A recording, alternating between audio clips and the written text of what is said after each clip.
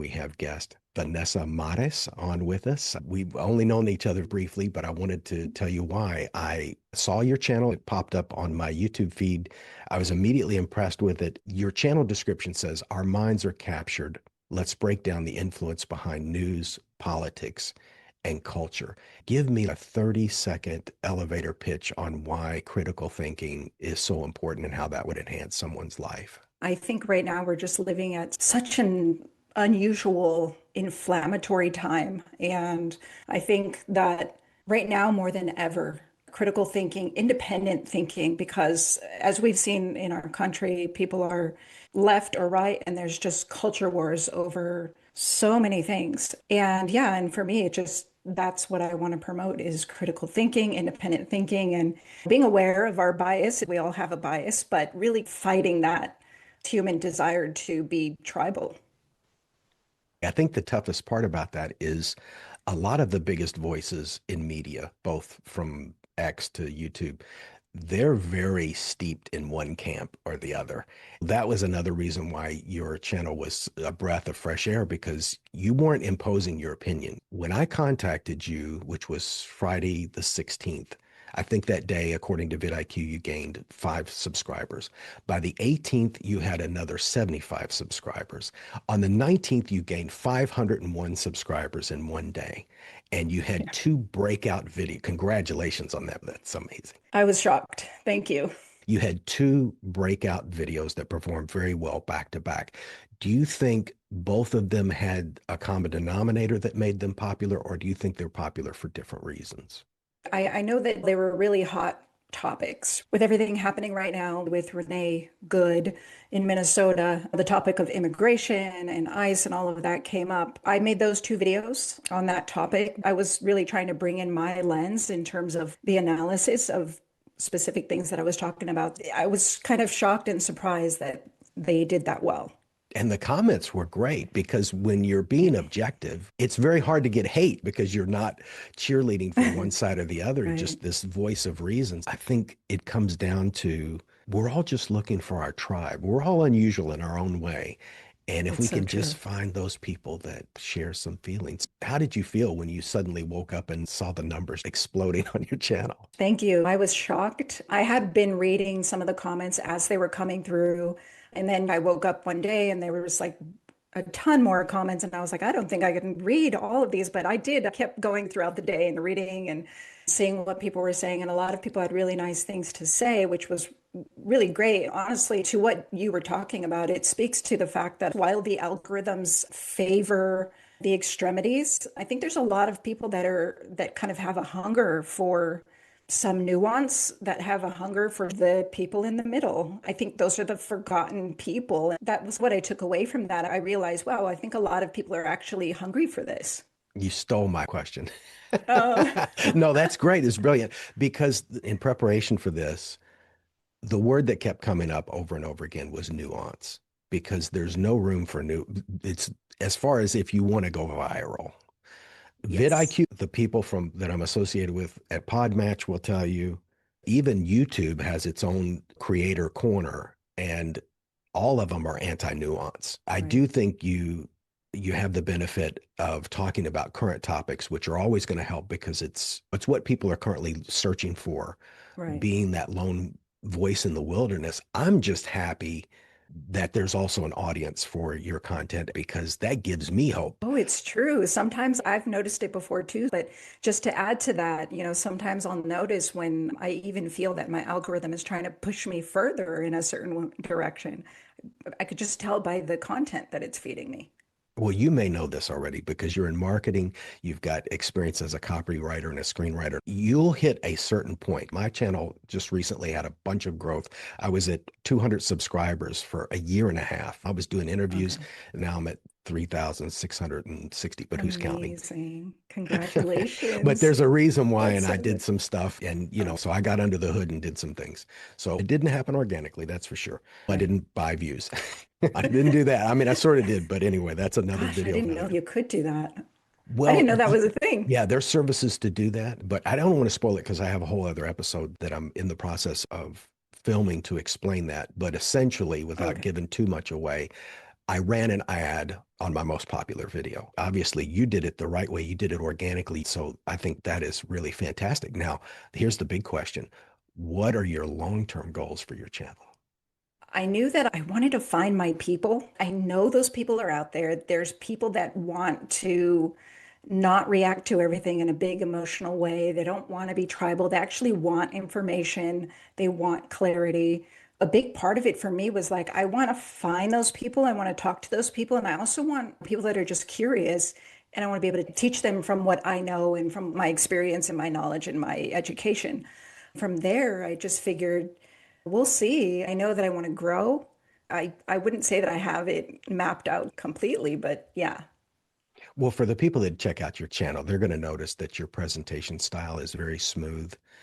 Where does that come from? Thank Is it a lot of experience public speaking? Do you do a lot of prep beforehand? Because the delivery is very smooth. Thank you. I want to say that maybe it comes from years ago when I was younger and into acting. That was actually my first introduction into this whole world of creativity. So I spent a lot of time in my early years doing acting classes, and that really helped me learn how to communicate. Being a shy person, it brought me out and it showed me how to communicate in that way. I guess that must be where it comes from. And as far as your scripting, is there a teleprompter involved? Is there just a lot of prep? You have your notes because again, to be that smooth, I would find it hard to memorize that much of a script. I can Um, memorize a paragraph at a time and then I have to edit. I have to cut myself back in. But is there any tips for any other YouTubers so that they can have that professional look like you do? Yeah, honestly, I've done both. Some of my earlier videos were teleprompter. I was scripting, I was editing, I was spending time with, and then I would run it through once or twice before filming it. These recent videos that brought me all of those subscribers, I had a general outline, but I wasn't working with a teleprompter. I was just kind of riffing. Wow, that's even more Yeah. impressive that you could riff and get that many views. One thing that I was thinking about when I was looking at your LinkedIn, I'm not going to say that your YouTube presence and your call to action or your presence on LinkedIn, I'm not going to say they're completely separated, but a lot of people use a YouTube channel to move people towards their call to action. But yours are far enough apart. Are you going to make any changes on LinkedIn? Are you going to make any changes on YouTube? In other words, are you going to bring people around to, hey, you're connecting with this because of my skills as a cop? Because obviously being effective on camera is rooted in good writing. Yeah, I think I have in my mind that I want to make this a lot more cohesive at some point. And I was giving myself the grace of like, let's take one thing at a time. Let's see what it feels like to create content. Let's see what, how I do with this task that I gave myself. Ultimately, yes, I want my LinkedIn to be more linked up. I'm also quietly building a presence on Substack. I have a vision for these things all being interconnected at some point. But yeah, I was giving myself the grace of like, okay, just do one thing at a time and learn that thing and move through it that way. I feel like the guy going up to a freshman, like, what do you want to be when you grow up? It's not that at all, but you're early in your journey. Yeah. And I think that's great that you're getting this feedback and data because it's going to inform your future content so much better. It did mine. We did them slightly Yeah. different ways, but I'm really not the kind of person that wants to give people what they want. I want to do what I want to do, and my channel is very general. I know I pay a price for that in Right. popularity, but freedom has always been the most important thing. I've given up a lot of good jobs and good opportunities at the risk of losing some freedom. So yeah, I'd rather have that. Thankfully, you don't have a producer telling you, hey, Vanessa, you can't talk about that. There are newscasters out there that get big scoops and then they're told you can't talk about That's that. true. So enjoy your freedom.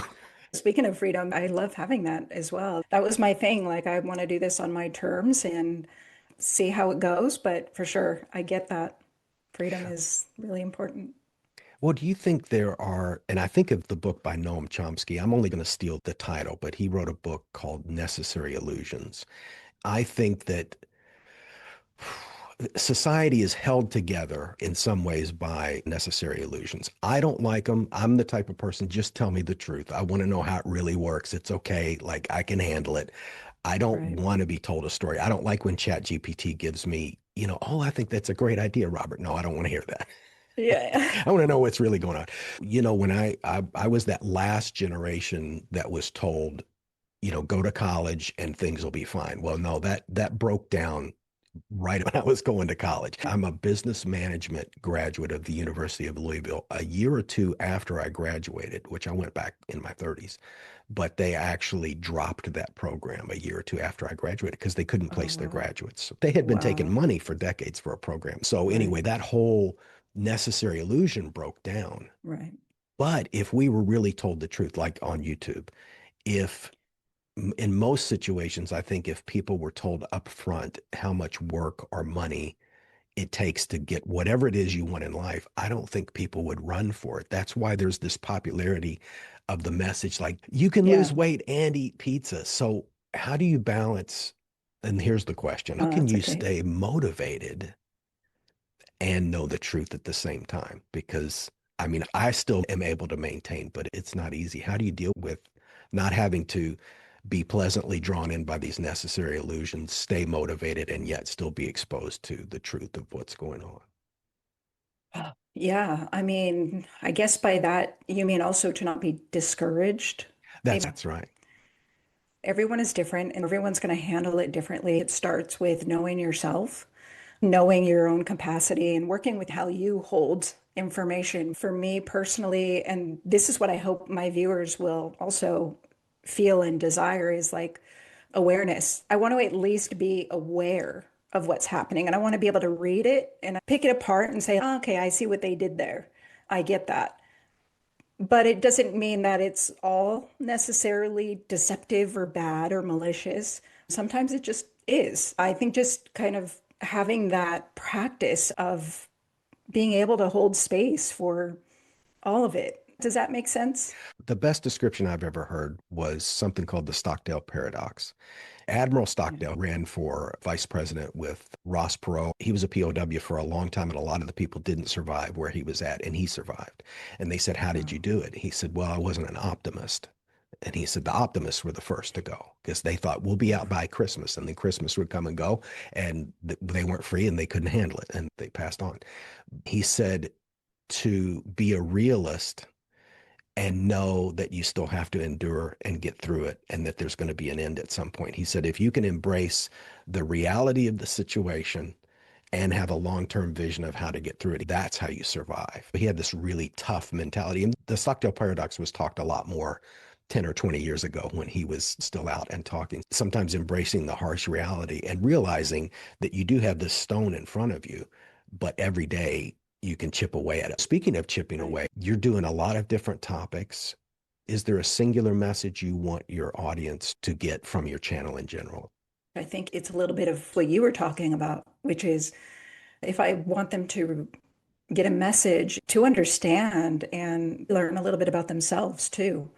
I think that's where it starts. If you're able to entertain two ideas and not feel compelled to accept one, just promoting that critical thinking. Ultimately, yes, I'm touching on various topics. My goal is to give people the tools of a different way of looking at something and really ultimately just raising awareness. Speaking in film language a little bit like when you break the fourth wall. And it's like, let's learn how to analyze the way the stories are being constructed versus just the story themselves.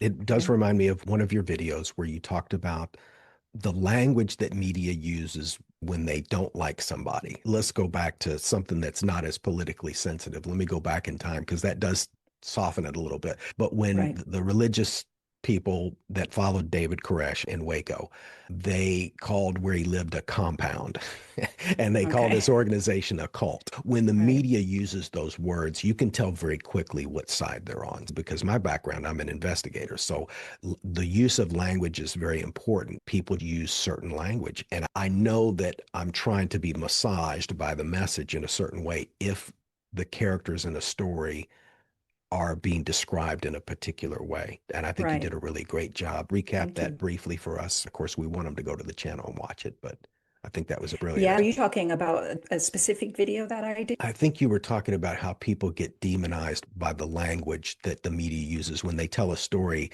Like if that media channel is against a particular character, they'll use certain phrases, even though it Right. seems on the surface that this is just an independent report about what happened. But now they're Yeah. really turning the dial. Most people might not realize the dial is being turned. Yeah, that's true. And I think my background in creative writing, but also just copywriting comes in because I've spent much of my life obsessed with words.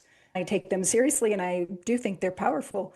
If you can analyze just the words being used aside from the visuals, because even the visual language can tell you a bias or just can tell you, what they're trying to convey it in a certain way. Ultimately, there are words that can easily, as you just described, compound or cult. You can see what their agenda is with those words. And that's how you would be able to pick it apart. And that's some of the content that I try to point out and teach. When people watch your channel, what are they going to see over the next couple of months? Do you have ideas way ahead of time? Are you going to lean into the current hot topics? What are you thinking now that you've got eyes on the channel? How are you planning the Yeah. next 30 days for the channel? Thank you. I want to stay tapped into what's happening, what people are talking about, partly as a growth strategy, but also because there's usually something to say almost about everything. There's so much material, topics and things that I want to get into further that is in our recent history. Within the last 10 years, there's so much material and I want to dive into psychology. I want to dive into what's been going on with social movements. I have a lot of things that I want to pick apart, and these are things that I want to get into more. So hopefully, I'll bring those into the channel. Looking forward to that. I know Yeah, Americans have a thank you. very insular, it's a big country. First of all, let me give them some grace. It's a massive country. So, True. but they're not aware of what goes on outside of the borders. The Yes. people whose minds are most resistant to propaganda are people that have traveled. And although I got a little bit of a sense of that from your LinkedIn, I presume also you've traveled well because walking in other people's shoes, being in other cultures gives you this perspective where it makes it really hard for people to influence you. Does that make any sense? Gosh, that makes so much sense. And you're speaking to one of my goals and missions with my work. I do know that Americans tend to live in a bubble. America, in and of itself, is a bubble, but even other little bubbles. I was in California, and that's its own bubble. It's true that we don't frequently think or notice a lot of things happening outside of the country. So much of the media environment is through this domestic lens. When I started to travel, I went to London. I lived there for 2 years and now in Spain for about 4 years or going on 5. Yes, I realized that even I got a ton more perspective when I finally left the US and I realized there was a lot that I didn't even know or just a way of viewing the world that I didn't have. It ultimately comes down to that one word, perspective. And that's a big one for me, for sure. What do you think your screenwriting background connects? Because this is also, YouTube is also a visual medium. Are you thinking about a three-story structure and character development and things like that when it goes into writing? When it goes into writing my scripts, Scripts, yeah. yeah, I remember being asked a similar question when I was in London and I'd started my master's program for creative writing and screenwriting and playwriting. The professor asked, when you sit down and start writing, do you think about structure first or do you think about structure later? Or do you just not think about it at all? And I remember my answer was, I just don't think about it at all until maybe later. I wouldn't say that that means just from filling my brain up with movies and books and things. Maybe I intuitively have an idea of how to carry it through. But yeah, that's the only thing I'm relying on at the moment. Good So, writers are rabid readers, so I assume you're probably a yeah, voracious reader. Now, yeah. before we had talked on LinkedIn about the use of emotion in writing and how critical that is to both. Yeah. So this is an interesting one because I'm seeing the overlap between marketing for products and services, which is what I do as a copywriter.